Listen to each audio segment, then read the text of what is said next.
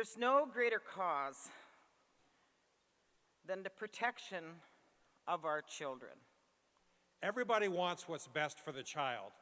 And so the question really is, why are Indian children and Indian families treated differently?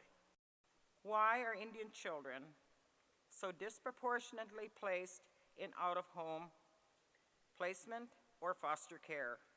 And what is being done by the state and by the tribes? We're talking about deconstructing the Baby Veronica case. What led up to the Indian Child Welfare Act? And what are the provisions that were interpreted in the case, and what does that mean for practice? We are dealing today with the children and grandchildren that ICWA protected, and we're still seeing those children taken at disproportional rates. We're seeing adoptions not go by the letter and or spirit of the law, and we worked for 35 years to get to this point, and we've had a little bit of a setback. And as tribes especially, we have to be vigilant about going forward and defending the Indian Child Welfare Act. The Indian Child Welfare Act was enacted to remedy the high removal rate of Indian children from their homes and to establish standards for the placement of Indian children in foster care and adoptive homes, and basically to prevent the breakup of families. This was the second time in the 35 years since ICWA was passed that the United States Supreme Court took up any issue of the act. State court level, that private adoptions and state-initiated deprived proceedings are often treated very differently by the courts under state law as well as under the Indian Child Welfare Act. So what we're left with, and with a room full of social workers and attorneys that are in both worlds, but especially for social workers, primarily in the deprived end of it, we have to look carefully at how we use this decision to shape what we do going forward, working with Indian children and families. All tribes have monitored closely the Baby Veronica case that was decided by the U.S. Supreme Court in June 2013. As I saw it, the decision was in favor of the non-Indian adopted. In this case, the grandparents they had been certified as an adoptive placement through Cherokee Nation. They had a home study, but they never sought to adopt. For one, when you seek to, in state court, when you seek to adopt a child, you have to terminate parental rights in order to effectuate that adoption. Well, Dustin's parents fully supported him receiving placement of Veronica, and they wouldn't have wanted to separately move to terminate his parental rights. There was no question that the court was aware that the grandparents were a certified home, that they agreed to take placement if the father was unable to or if his rights had been terminated. And in fact, the very first filing that the father ever made, he asked that physical custody of Veronica be placed with his parents because he was leaving to go to Iraq for a year. There are a lot of relatives out there, and there are people, our relatives that are looking to, that can't have children, that want to have children. And I think that's the biggest piece that also I think about how many relatives are willing to step forward so that they don't leave a weaned hole in Indian country, that it's always that final hour. It's always in the final hour that a million relatives are standing in court. So there wasn't a question about whether or not there was an available, appropriate family member, whether or not a family could take care of this child. But the court's decision that because they hadn't formally intervened or sought placement, that the placement preferences didn't prohibit the adoption. Obviously, Cherokee Nation and Dustin Brown argued that the court had got it right below. ICWA was constitutional, those provisions applied, his rights couldn't be terminated. The adoptive couple started with the argument that the Indian Child Welfare Act was unconstitutional because it treated children and parents different based on race. The decision that we got from the court was right about in the middle. They didn't say ICWA was unconstitutional. They carved out two provisions and said, in this case, under these facts, it does not apply to this father.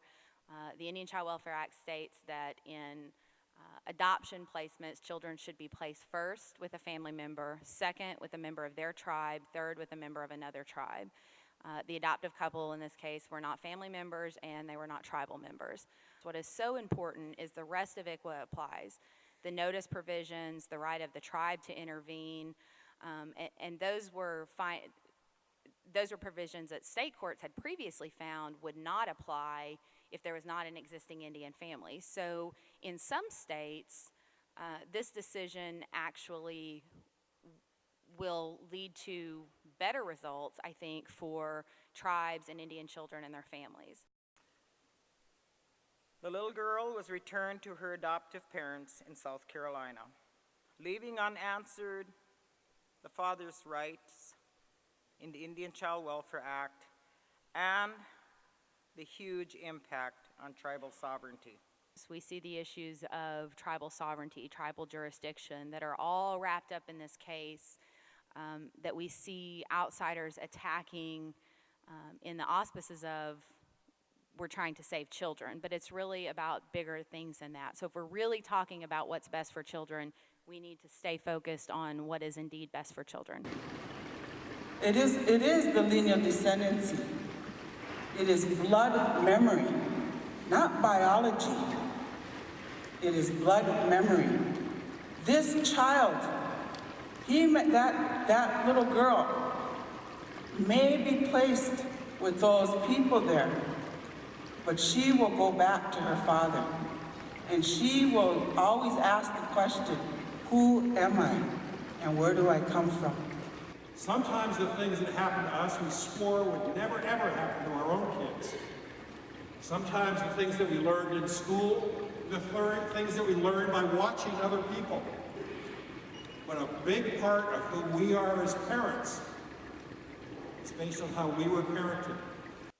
The boarding school era evolved into the 50s, removal of children to non-Indian adoptions and foster homes. It just went from boarding school to foster homes. Indian children experienced the same treatment in foster homes as those in the boarding schools. A story that happened, written down by the children after they grew up. And essentially what they talked about was that on a crisp summer morning, the cavalry gathered families together at the fort. And they separated the children from the adults. The children they herded onto trains with no adult who spoke their language to explain to them what was happening. The trains began to fill with smoke and the sound of metal grinding on metal. The train started up. For 3 days and 3 nights, these children were on the train. Tribes are doing all we can to heal the trauma and the grief passed on from generation to generation in our families.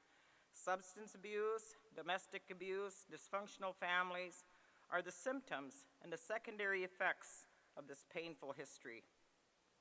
Poverty only compounds it. We talk constantly about the plight of our children. At White Earth, our directors and staff in child services have requested from me and the Tribal Council to develop a parent-family department that focuses on education, parenting skills, and training and bringing families together. The department is now underway. We need to educate young men. We need to educate grandparents. We need to educate aunts and uncles. They need to know what to do in their state if a woman is pregnant and they want to be involved in the life of the child, whether it's the father, the grandparents, the extended family members. We need to provide education about that. I certainly hope that the now ongoing contact with Dustin, which I think is inevitably fragile, that we need to support him, and our messages need to be about Veronica's best interest in maintaining a relationship with her dad and her tribe. Maybe this isn't designed just for Indian families. Maybe this is something that ought to be considered for all families and for all children. Because it's really talking about best practice, not just practice for a small group of people. I always tell people, don't be down. Don't be down. Don't feel discouraged. The best days are ahead, and I believe it.